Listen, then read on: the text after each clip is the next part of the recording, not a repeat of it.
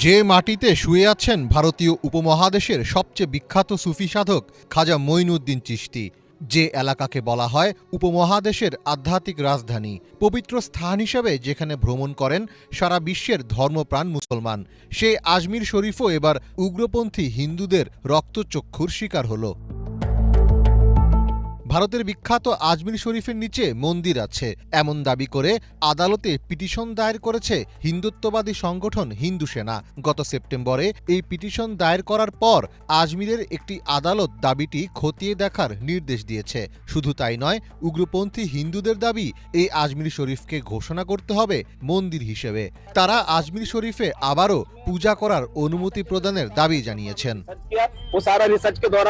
মাত্র 2 দিন আগে উত্তরপ্রদেশের সাম্ভালে মসজিদের নিচে মন্দির থাকার দাবি নিয়ে ব্যাপক সংঘর্ষ বাধে।